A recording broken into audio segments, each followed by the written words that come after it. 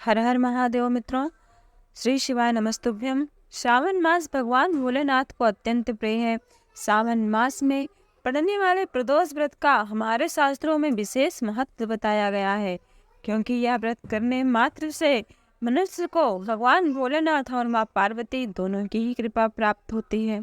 तो आइए जानते हैं कि प्रदोष व्रत इस बार जो 1 अगस्त दिन गुरुवार को पड़ रहा है, इसका क्या महत्व है। मित्रों, प्रदोष व्रत दिन के हिसाब से फल देने वाला होता है।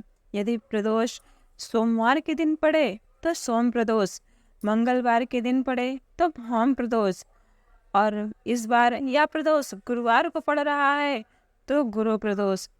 इन प्रदोष का अलग अलग दिनों के हिसाब से फल प्राप्त होता है। जो मनुष्य पुत्र प्राप्ति की कामना से व्रत रखता है उसे सोम प्रदोष करना चाहिए। जिन्हें धन प्राप्ति की कामना है वो भौम प्रदोष का व्रत करें। जिन्हें शत्रुओं से मुक्ति चाहिए, जिनके शत्रु बहुत हैं, शत्रुओं से छुटकारा पाने के लिए गुरु प्रदोष का व्रत किया जाता है। तो आइए आज हम यह परम पावन गुरु प्रदोष की पौराणिक कथा को श्रवण करते हैं। एक बार प्रेम से श्री महादेव जी के चरणों को प्रणाम करते हुए एवं उनके परम पावन स्वरूप का ध्यान करते हुए गुरु प्रदोष की यह परम पावन व्रत कथा को सुनते हैं। आप भी एक बार प्रेम से कमेंट बॉक्स में हर हर महादेव अवश्य लिखें।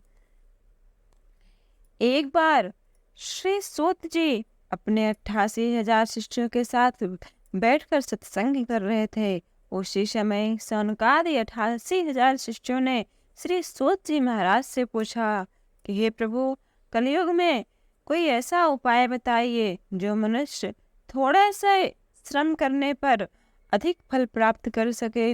उसके ऊपर यदि कोई संकट आ जाए, कोई विपत्ति आ जाए, तो कैसे थोड़े से ही श्रम में वह उससे छुटकारा पाए।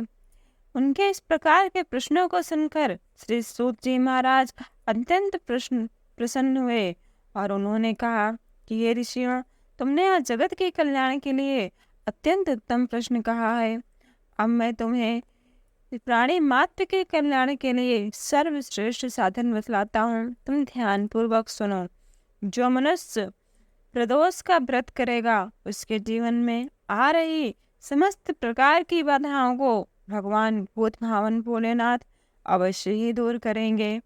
जो मनुष्य प्रदोष का व्रत करता है उसे चाहिए कि वह थोड़ा परिश्रम करे, क्योंकि बिना परिश्रम के कुछ भी हासिल नहीं होता।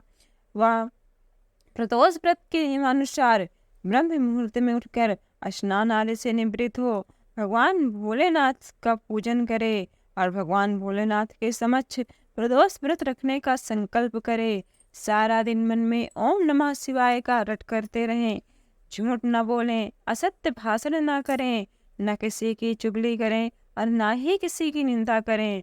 जब शाम का समय हो, प्रदोष काल हो, उस समय भगवान भोलेनाथ का यदि प्रदोष व्रत श्रावण मास में पड़ा हो तो आप भगवान भूत भावन भोलेनाथ का पार्थिव शिवलिंग बनाकर अपने सुविधा अनुसार जो भी आपके घर में हो, यदि आप सर्वसमर्थ हैं तो भगवान भोलेनाथ के पूजन में कंजूसी ना करें। भगवान शिव का विधि विधान से पूजन करें। फिर प्रदोष व्रत की परम पावन व्रत कथा को सुने। उसके बाद भगवान शिव का विसर्जन करें। जो मनुष्य इस प्रकार प्रदोष व्रत करेगा उसके समस्त प्रकार की बाधाएं अवश्य दूर होगी और उसे मनवांछित फल प्राप्त होगा। हे ऋषियों, तुम मन लगाकर गुरु प्रदोष व्रत की कथा को श्रवण करो। एक बार देवराज इंद्र और वृत्तासुर में बहुत ही भयानक युद्ध हुआ। देवताओं की सेना दैत्य की सेना से बार बार हार रही थी। यह देखकर वृत्तासुर बहुत ही क्रोधित हो गया और उसने अपनी आसुरी माया से और माया के प्रभाव से उसने बार बार संपूर्ण देवताओं को पराजित करने लगा। उसके इस प्रकार के विकराल रूप को देखकर सभी देवता अत्यंत भयभीत होकर देवगुरु बृहस्पति की शरण में पहुंचे। बृहस्पति महाराज बोले कि हे देवों, मैं तुम्हें वृत्तासुर से बचने का उपाय बतलाता हूँ। वृत्तासुर अपने पूर्व समय में भगवान भोलेनाथ का महान भक्त था। तुम उसके पूर्व जन्म का वृत्तांत सुनो। पूर्व समय में वह चित्ररथ नाम का राजा था। एक बार वह अत्यंत भयानक तप किया। उसके तप से प्रसन्न होकर भगवान भोलेनाथ ने उसको दर्शन दिया और उसे एक ऐसा विमान दिया जिससे वह तीनों लोक में भ्रमण कर सकता था। इस प्रकार की शक्ति को पाकर वह मतवाला हो गया। जिस प्रकार घड़ा यदि आधा रहता है तो जल गिरता जाता है, उसी प्रकार वह चित्ररथ थोड़ा सा बल पाकर, थोड़ा सा भगवान शिव का वरदान पाकर अपने मध्य में चूर हो गया। एक समय वह चित्ररथ अपने विमान से भगवान शिव के कैलाश पर्वत पर गया। वहां पर माँ पार्वती को भगवान शिव के साथ में देखा तो उसने भगवान शिव का उपहास उड़ाते हुए बोला कि हे प्रभु, हम तो संसार के निवासी हैं, हम तो अपने स्वभाववशी स्त्रियों के वशीभूत होते हैं, परंतु आप देवलोक के निवासियों को ऐसा कृत्य शोभा नहीं देता कि आपकी सभा में आपकी स्त्री आपके बगल में बैठी हो। चित्ररथ के ये वचन सुनकर भगवान सदाशिव बोले कि तुम मेरी और अपनी तुलना कैसे कर रहे हो? क्या तुमने मेरे समान कभी कालकूट महाविष का पान किया है और तुम मुझे ऐसे साधारण कैसे समझ सकते हो? परंतु माँ पार्वती अत्यंत क्रोधित होकर बोली कि अरे दुष्ट, तूने सर्वव्यापी भगवान महेश्वर के साथ मेरा भी उपहास उड़ाया है। अतएव मैं तुझे ऐसा सबक सिखाऊंगी कि आज के बाद तू कभी किसी भी देवता का, किसी भी ईश्वर का उपहास नहीं करेगा। अभी तो इसी वक्त इस विमान से नीचे गिरकर घोर राक्षस योनि को प्राप्त कर, क्योंकि तेरी आचरण एक राक्षसों वाला है।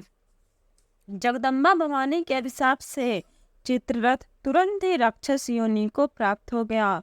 उसी समय त्वष्टा नाम के एक ऋषि माँ भगवती दुर्गा का कठोर तप कर रहे थे, क्योंकि उन्हें इंद्र से बदला लेना था। अतः इंद्र से बदला लेने के लिए माँ भगवती से वो पुत्र प्राप्त करने के लिए, एक महाबलशाली पुत्र प्राप्त करने के लिए यज्ञ कर रहे थे।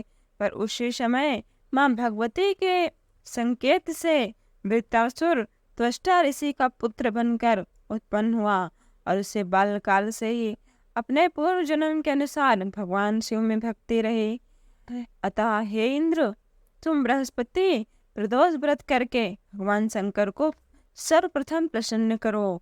देवराज इंद्र ने भगवान श्री गुरुदेव की आज्ञा का पालन करके बृहस्पति प्रदोष का व्रत विधि विधान से किया।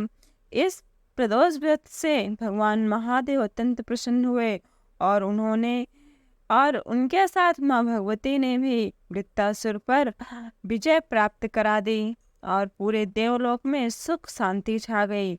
इस प्रकार इस व्रत को करने से तथा इसकी कथा को सुनने से शत्रुओं से, कष्टों से तथा पापों से मुक्ति मिलती है।